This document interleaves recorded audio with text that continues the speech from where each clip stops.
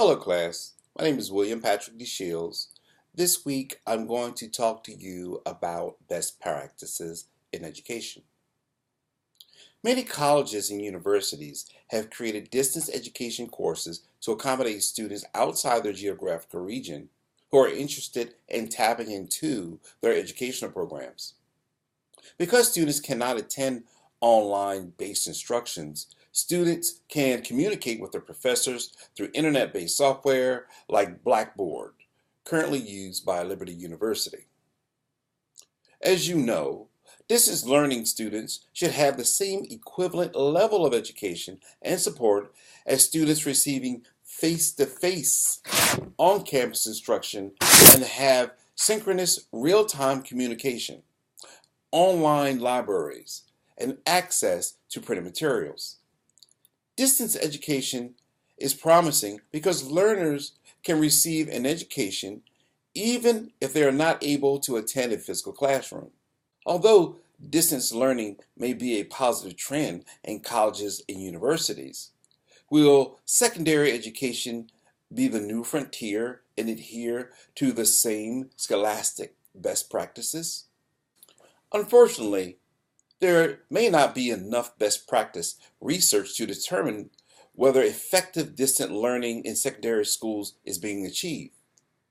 If the goal is to encourage students to use online technology, then the use of the technology-mediated lesson plans are afoot and being currently implemented. The utilization of a variety of today's communication tools in classrooms, both online and offline, primary goal is to provide learners a chance to learn by themselves, enable them to succeed in their learning, to apply the knowledge they have learned, and to transfer it into real lives in a continuous manner throughout their lives. That was Ratana and Klingsing, 2012. From in-depth investigation of teachers' design, facilitation and direction for asynchronous discussion, implications for high school online instruction guidelines, and the need for evaluation standards of online courses and teacher instructions are made, Townsend 2009. However, still needed in the education process is the teacher's presence. Teachers directly or indirectly monitor the effectiveness and the ineffectiveness of the student's discourse with online education to determine the best practices of online teaching. According to Townsend, teachers with constructivist teaching beliefs adopted technology for a learner-centered teaching style, while those with more traditional, non-constructivist teaching beliefs use technology in a more teacher-centered transmission form.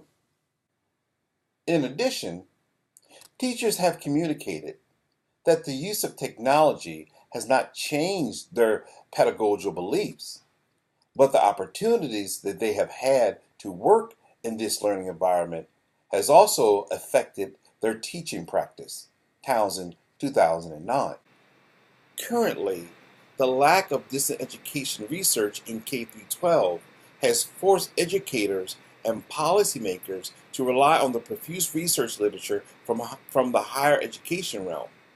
Distance education stresses learning rather than teaching. It is based on the principles that the key to learning is what students do and not what teachers do. Pirelli, 2013. According to the number of journals on distance education, it is apparent that secondary and collegiate institutions are increasing the involvement of distance technology into their curriculums. However, in conversations with fellow educators, there seems to be some apparent apprehension from administration, teachers, parents, and students.